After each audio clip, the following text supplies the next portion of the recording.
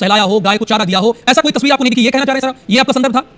बिल्कुल, गोपालन से मतलब है कि जो गाय को संरक्षण देवे, तो फिर कमलनाथ कुत्ते लिए कहां दिख गए सर आपको? वो दिखे क्या? मुझे तो नहीं दिखे, मुझे नहीं दिखे, मुझे गाय को सलाह तो नहीं दिखे, मुझे गाय को आपने कहा कांग्रेस वाले कुत्ते मारा था, कांग्रेस वाले आपने गाय चुली, कांग्रेस के कुत्ते नहीं दिखे, मुझे नहीं दिखे, सीएम के अधिकारी कर्मचारी को नहीं दिखे, मीडिया में भी नहीं दिखे। रोशनी जी, आप सहमत हैं यशपाल जी के बयान से, जो यशपाल जी कह रहे हैं? राहुल जी, मैं बिल्कुल सहमत नहीं हूँ और मुझे वाकई हंसी आ रही है। किस बात पर? अभी भाजपा में जो है पाठशाला का ज्ञान दिया जा रहा था कि इस तरीके की बयानबाजी से बचे, और अभी मुझे लगता है कि थोड़ी सी भाजपा की मंद बुद्धि का कुछ प्रहार हुआ है जिससे वो काम नहीं कर रही है। अब आप देखिए कि ये जो बातें कह रहे हैं ये अपनी बातों पे ही खड़े नहीं हो पा रहे। जहाँ ये भारतीय संस्कृति और हिंदू सनातन धर्म का चादर ओढ़े और अपने आप को प्रचारित करते हैं, तो मुझे लगता है कि इनको संस्कृति का भी ज्ञान नहीं है। अरे हमारी ही संस्कृति में गुरुओं ने ही इस ज्ञान को दिया है कि अगर आप कुत्ते को जो है रोटी खिलाते हैं तो उससे आपकी आर्थिक स्थिति अच्छी होती है। तो मध्य प्रदेश आर्थिक संकट में डूबा हुआ है। अभी अगस्त में 10,000 करोड़ से ज्यादा का खर्च किया है।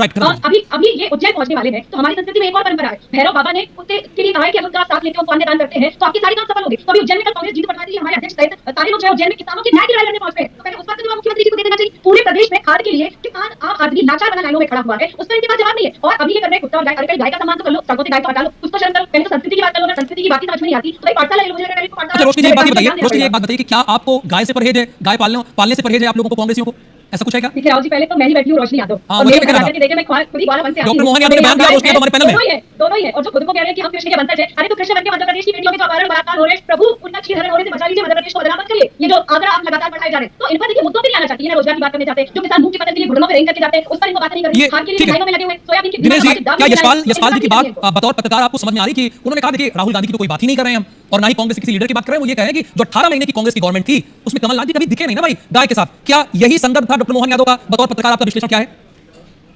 बिल्कुल राहुल जी, ये जो संदर्भ था कांग्रेस के नेता राहुल गांधी को लेकर ही था। तो ये घटनाक्रम क्या बिस्किट खिलाते हो आप देखिए ना, जो हेमंत विश्वा शर्मा है वो भी तो अपने बयान में यही कहते हैं जब वो राहुल गांधी से मिलने गए थे तो वो कुत्तों में व्यस्त थे, यही वो भी तो एक मुद्दे का है। लेकिन आप देखिए एक जो चीज़ है, जो भी बात हो रही है कि आप मुख्यमंत्री निवास में गौशाला है, बहुत अच्छी बात है कि मुख्यमंत्री निवास में गौशाला है, और कहीं है क्या गौशाला, और जो है ये कहीं और क्यों नहीं होना चाहिए, राजकीय गौशाला होना चाहिए। मुख्यमंत्री क्रेडिट तो नहीं ले सकता ना इस बात का कि मैंने वहाँ गौशाला बना रखी इसलिए मैं गौ प्रेमी हूँ। और ये तो बेसिकली उस चीज़ को आप कनेक्ट भी नहीं कर सकते कि हम साहब मुद्दा इसलिए हम ले रहे हैं। उमा भारती खुद सड़क पर जाती थी गाय को रोटी खिलाने के लिए, तो शिवराज सिंह चौहान ने अपने किन्हीं कारणों से वहाँ गौशाला खोली, तो इसका तात्पर्य थोड़ी कि गौ के प्रति हम बहुत उसका आदर भाव करते हैं, सभी करते हैं आदर भाव। लेकिन सरकार की गंभीरता कब दिखेगी, मुझे अच्छी तरह से याद है राहुल जी, 1990 में जब पटवारी की सरकार आई थी तो यहाँ गौ संरक्षण के लिए कानून आया था, गौवध रोकने का कानून आया था। आज 1990 से आज हम 2024 में बात कर रहे हैं, तो कितना गौ संरक्षण हो गया? भारतीय जनता पार्टी की सरकार तो पिछले 20 साल से है ना, बाकी तो कमलनाथ की सरकार कितने समय की है, आधा समय तो चुनाव में थी। तो गौ के प्रति, हाँ जब आप गौ के प्रति हैं, जब आप उसको देखिए जो यहाँ के गौपालकों को कैसे करिए, आप जो मध्य प्रदेश का डेयरी फेडरेशन है वो किसको दे रहे हैं? अमूल को दे रहे हैं, यहाँ के लोग हाथों में नहीं रखना चाहते आप। बहुत सारी चीजें हैं जो गौपालकों की जुड़ी हुई है, गौपालकों की समस्या पर क्या कर रहे हैं, जो पैसा उनको मिलना चाहिए गाय को वो मिल रहा है क्या? यशपाल थोड़ा समय का भाई, यशपाल जी देखिए अपनी गाय को तो आप पाल ले रहे हैं, अपनी गाय को तो चारा खिला रहे होंगे। दिनेश जी और रोशनी जी के बात से ये बात सामने आ रही है, क्योंकि अब पैनल में 3 लोग हैं, मुझे लेके 4, तो ये दोनों ये बात कह रहे हैं। लेकिन बड़े स्तर पर क्या गायों के लिए आप जिस स्तर पर काम करना चाहिए, जो आपका कमिटमेंट लेवल था,